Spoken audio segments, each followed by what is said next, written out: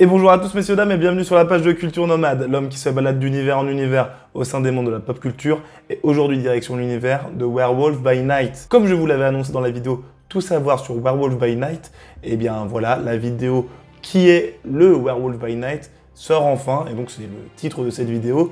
Et aujourd'hui, on va rentrer plus dans le détail du coup de ce personnage. Le spécial épisode de 52 minutes sort le 7 octobre. Et quoi de mieux pour se préparer que de savoir qu'est-ce que représente exactement le personnage de Werewolf by Night, son histoire dans les comics, quelles sont ses origines, etc. Donc cette vidéo aura pour but de plonger directement dans l'existence de Werewolf by Night. Comme vous le savez, il sera interprété par Gaël Garcia Bernal et il interprétera du coup la version Jack Russell, car effectivement, il y a une autre version qui existe, mais on en parlera un peu plus loin dans la vidéo. Et oui, pour ceux qui auraient tiqué, Jack Russell, ce n'est pas une blague, c'est vraiment le nom du personnage principal. Et il paraît, comme je le disais dans la vidéo précédente, qu'ils n'ont même pas fait exprès de lui donner ce prénom-là. Mais bref, attaquons-nous directement aux origines du Werewolf by Night. Commençons par sa conception, car en effet, plusieurs personnes ont participé à la création de ce personnage. On peut notamment citer Roy Thomas, qui a émis l'idée de créer ce loup-garou chez Marvel. Le nom de la série aura été donné par Stan Lee. Le plot de base sera défini par Janie Thomas et Roy Thomas. Et pour tout ce qui est team créative, on retrouve Jerry Conway et Mike Plug. Donc voilà, comme vous pouvez le voir, il y a beaucoup de personnes qui ont été impliquées dans la création de ce fameux loup-garou. Loup-garou d'ailleurs qui est apparu pour la première fois dans le numéro 2 de Marvel Spotlight, en 1972, en février même pour être plus précis. Ce personnage a même eu droit à sa propre série dès septembre 1972 et cette série aura été composée de plus de 43 numéros qui se sera terminée en fin mars 1977. Donc il a quand même eu une sacrée longévité bien que comparé à d'autres monuments comme Spider-Man ou encore Batman et Superman, il ne fait que pas le figure. Pourtant, il a toujours été présent dans l'univers Marvel, notamment en faisant quelques apparitions chez les West Coast Avengers ou encore dans les comics Spider-Woman. Bien entendu, il est apparu dans plein d'autres œuvres signées Marvel, mais on va pas toutes les citer. Et pour ceux qui n'auraient pas vu du coup ma première vidéo, c'est que Moon Knight a fait sa première apparition dans le numéro 32 de Werewolf by Night. Et donc on peut dire que sans le Werewolf, on n'aurait peut-être jamais eu de Mark Spector en Moon Knight. Quand je dis Mark Spector, il y a bien d'autres personnalités qui composent Moon Knight, mais on va pas rentrer dans le détail. Je vous invite à regarder mes petites critiques sur le personnage concernant du coup la première saison qui était sortie sur Disney+. Et maintenant, on va répondre à la question, quelle est l'histoire de Werewolf by Night? Ce qu'il faut savoir avant tout, c'est que le nom originel de Jack Russell est Jacob Russoff. Il est l'aîné de 2 enfants et son histoire commence bien avant sa naissance, et cela dès 1795. En effet, on va s'attarder à son ancêtre Grigory Russoff, qui est à l'origine de cette fameuse malédiction qui le transformera plus tard en loup-garou. Parce qu'effectivement, Grigory aura maudit indirectement par ses actes toute sa famille et sa descendance en se faisant mordre par un loup-garou qui était sous les ordres du comte Dracula. Et oui, Dracula existe bel et bien dans le monde de Marvel, et il est fort probable qu'on le voit un jour dans un des projets qui devrait arriver donc dans les prochaines années. Cependant, la malédiction n'a pas agi directement, c'est plusieurs décennies plus tard que les membres de la famille de Grigory seront touchés. On s'intéresse donc maintenant à Gregor Russoff, qui est considéré comme le grand-père de Jack Russell. Elle est expliquée au sein du Werewolf by Night numéro 3, sorti en 1972 toujours, que Gregor, qui est le descendant de Grigory et le grand-père de Jack Russell, a réussi à obtenir des rouleaux qui contenaient les textes du Darkhold. Darkhold, vous le connaissez bien, c'est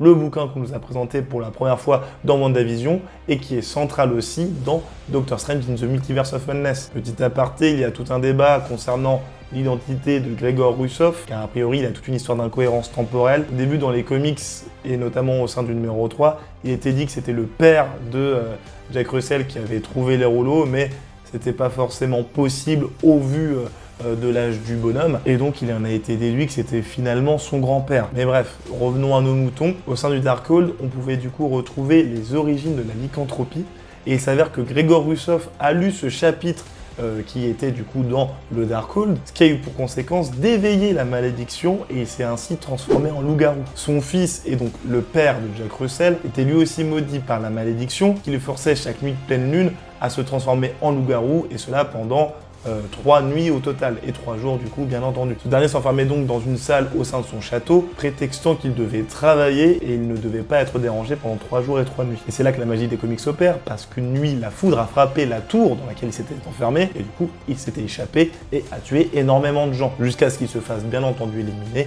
par les villageois. Pour protéger sa famille et préserver ses enfants, Laura, femme de Gregor, décida de quitter le pays et de partir en Amérique. Laura s'est ensuite remariée avec un dénommé Philippe Russell qui s'avérera être l'oncle de Jacob Russoff, et Jacob Russoff a changé de nom pour devenir Jack Russell. Sauf qu'à la veille de ses 18 ans, la malédiction toucha Jack Russell qui se transforma donc en loup-garou et devint le Werewolf by Night. Donc voilà les informations principales à retenir sur les origines du werewolf, mais on va quand même rentrer un peu plus dans le détail vis-à-vis de son avenir et de ses actes en tant que Werewolf by Night, car plus tard, grâce à des êtres nommés The Three Who Are Whole, regroupant The Hooded One, The Burning Snake and The God's Child, désolé pour cet accent incroyable, la malédiction dont souffrait Jack Russell a été en partie levée, lui donnant la possibilité de se transformer quand il le voulait et de garder son intelligence humaine, sauf bien entendu lorsque la pleine lune était à son beau fixe, et donc pendant cette période-là, il perd totalement le contrôle de sa personnalité. Et plus tard encore, il a subi une autre évolution, acceptant totalement sa partie loup. Ces deux personnalités ont fusionné pour donner